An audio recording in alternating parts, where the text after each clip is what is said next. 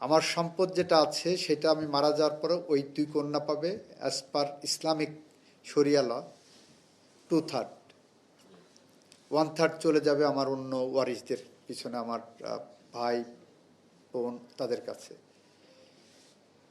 হিন্দু ধর্মে এই মেয়েদেরকে ওয়ারিসের জায়গাই নাই। খ্রিস্টান ধর্মে একরকম আছে। তো সেখানে একজন বাবা যখন তার জীবদ্দশায় মনে করবেন যে আমি যাওয়ার পর আমার কষ্টার্জিত সম্পদ আমার সন্তানদেরকে আমি গিফট করে দিয়ে যাব, দান করব, সেটা মুসলিম লতে আমরা পারবো না। কি কারণে? কমপ্লিট যখন আমি গিফট করব, হেবা করব, তখন আমার কমপ্লিট সারেন্ডার করতে হচ্ছে ওই প্রপার্টি। যে মুহূর্তে কমপ্লিট সারেন্ডার করার পরে ওই প্রপার্টির উপর আমার সমস্ত রকম অধিকার চলে যাচ্ছে, তারপরে আমি নির্ভরশীল হয়ে পড়ছি আমার ছেলে মেয়েদের উপরে। তারা যদি রাখতেও পারে নাও পারে।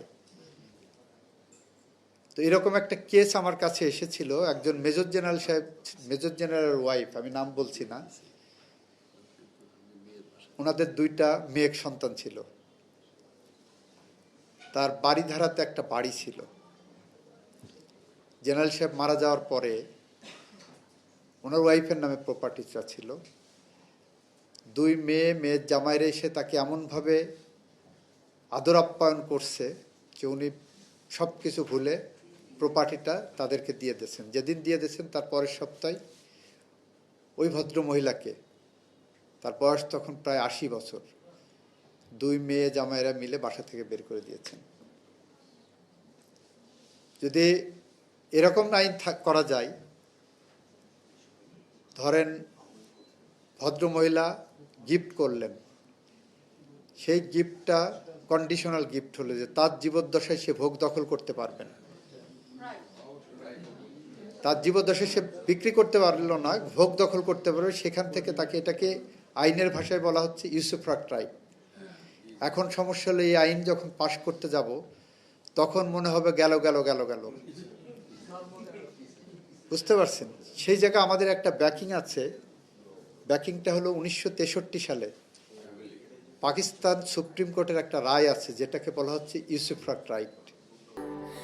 স্যান্ডেলিনা সো, রূপচর্চায় আভিজাত্য। যে রায়ে বলা হচ্ছে বাবা মা যদি তার সন্তানকে কোনো প্রপার্টি গিফট করে, রিমুভেবল প্রপার্টি, তাহলে সে সেখানে জীবন সত্ত্ব রাখতে পারবে। আমি যে কথাটা বললাম ওটা আমাদের দেশে এখন এটা ওইভাবে এক্সারসাইজ হয় না। তবে 2টা গিফট ডিড আমি এই আলোকে করে দিয়েছিলাম। একটা ছিল ফরমার চিফ জাস্টিস জনাব মোস্তফা কামাল সাহেবের প্রপার্টি তার সন্তানদেরকে গিফট করে গেছিলেন এই ইউসুফরাক্ট রাইটটাকে কন্টেন করে।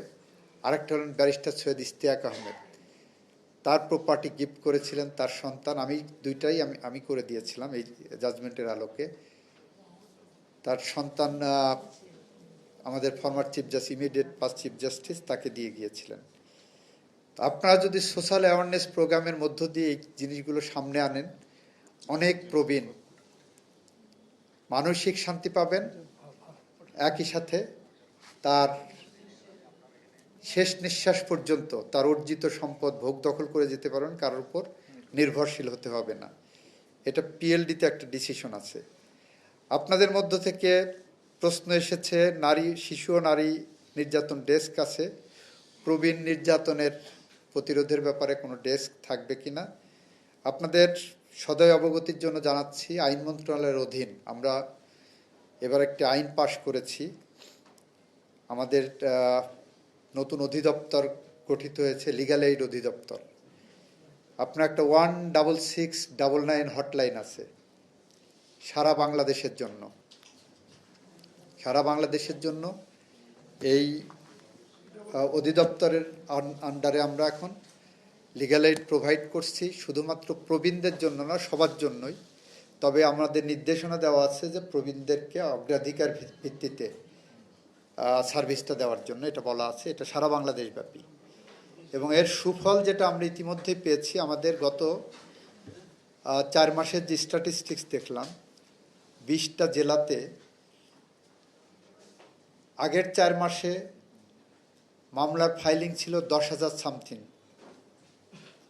আমরা লিগ্যাল এইডের সাথে মিডিয়েশনটা ইন্ট্রোডিউস করেছি। ফলে এরা যখন মিডিয়েশন করছে, আমার এই লিগ্যাল এইড টিম একজন জুডিশিয়াল অফিসারের নেতৃত্বে, ওই আগের 4 মাসে ওই 20টা জেলাতে 10,000-এর উপরে মামলা ফাইল হয়েছে। পরের 4 মাসে ওই 20 জেলাতে 4,000 মতো মামলা ফাইল হয়েছে। অ্যারাউন্ড 60% মামলার ফাইলিং রিডিউস করতে পেরেছি। আমরা বলেছি যে যদি কোনো মামলা ফাইল করার আগে কমপ্লেন করবে, লিগ্যাল এইড দরকার হয়, তখন অন্য পক্ষকে ডেকে নিয়ে এসে কম্প্রোমাইজ করে দেওয়া। আর যেগুলো প্রেটি মামলা আছে সেগুলো বলছে লিগ্যাল এইডের মাধ্যমে, যেমন চেক ডিজনারের মামলা বছরের পর বছর ঘুরছে, 2 পক্ষকে ডেকে যদি সমাধান করা সম্ভব হয় কুইক ডিসপোজাল করা। ছোটোখাটো চুরির মামলা, এই জায়গাগুলো। আরেকটা ধরনের মামলা বেশিরভাগ হচ্ছে, যেটা আপনাদের স্টাডি বলছে, নারী শিশু নির্যাতনের মামলায় আপনার 11 যৌতুকের জন্য নির্যাতন, এই মামলাতে দেখা যাচ্ছে কনভিকশনের হার 1%, মামলা প্রমাণ করার হার 1%। এবং অধিকাংশ ক্ষেত্রে আমরা যারা ল প্র্যাকটিস করে এসেছি, আমরা দেখেছি অধিকাংশ ক্ষেত্রেই যখন বনিবনা হচ্ছে না, তখন যে একটা মামলা ঠুকে দিচ্ছে, সেখানে মামলায় আসামি হচ্ছেন কে? হাজব্যান্ড, শ্বশুর শাশুড়ি, ননদ, কোনো কোনো ক্ষেত্রে ননদের হাজব্যান্ড, দেবর, এরা মিলে, দেবর ভাসুর। এই কারণে আদালত তখন কনফিউশনে পড়ে যাচ্ছে। অনেক ক্ষেত্রে দেখা যায় ডিভোর্স হয়ে গেছে, ডিভোর্সের পরে যে মামলা করছে, ডিভোর্সের আগের ডেটে যৌতুক চাওয়ার অভিযোগ এনে। ফলে এই মামলাগুলোতে আমরা একটা পর্যায়ে চিন্তা করেছিলাম যে নেগোসিয়েশন করা যায় কি না, এই মিডিয়েশনের মাধ্যমে কুইক ডিসপোজালের দিকে। এখানে যারা নারী অধিকার কর্মী আছেন, মানবাধিকার কর্মী আছেন, তাদের পক্ষ থেকে বলেছেন এটা করলে নারী নির্যাতনকে আবার এনকারেজ করা হবে কিনা। স্টিল আমরা এটাকে বিবেচনায় নিচ্ছি, কারণ ওই মামলাতে আসামি জায়গায় প্রবীণ নারীরাও আসামি হচ্ছেন। প্রবীণ যিনি শ্বশুর, সেও আসামি হচ্ছে। এটা আমাদের একটা সোশ্যাল সাইকি তৈরি হয়ে গেছে যে আমরা এখান থেকে কিভাবে বের হতে পারি। We are thinking about it. আমরা শিশুর প্রতি সহিংসতার ব্যাপারে 0 টলারেন্স দেখাচ্ছি। যেমন আপনারা দেখেছেন আমাদের বাংলাদেশের ইতিহাসের সবচেয়ে শর্টেস্ট পসিবল টাইমে বিচার হয়েছিল রামিসা হত্যাকাণ্ডের, ধর্ষণ এবং হত্যাকাণ্ডের 6 কার্য দিবসে। আজকে আমরা সেই মাইল ফলকটাও ভেঙেছি। আমাদের ঝিনাইদহে 5 বছরের শিশু তামিমা তোয়া ধর্ষণ এবং হত্যা মামলায় 5 ওয়ার্কিং ডেজে আমরা বিচার সম্পন্ন করতে পেরেছি এবং একমাত্র আসামি, তার মৃত্যুদণ্ড হয়েছে আজকের রেজাল্ট এটা। আমরা সমস্ত সেক্টরকে অ্যাড্রেস করার চেষ্টা করছি। হয়তো অনেক কিছু আমাদের দৃষ্টির বাইরে থাকে, অনেক কিছু দৃষ্টিতে আসলেও আমরা ঠিক অ্যাড্রেস করে উঠতে পারি না।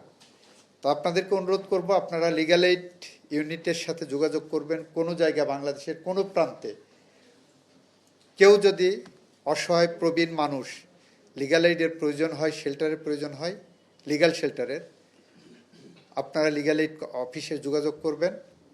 আমি আশা করি আমার লিগ্যাল এইড অফিস এই প্রবীণদেরকে প্রায়োরিটি দিয়ে এটা করবে। আর অন্যান্য যে সাবজেক্টগুলো আছে আপনারা চিন্তা করে যদি আমাদেরকে বিল আকারে প্লেস করেন, আমরা সেটাকে সর্বোচ্চ গুরুত্ব দিয়ে পাবলিক পলিসির পার্ট করার চেষ্টা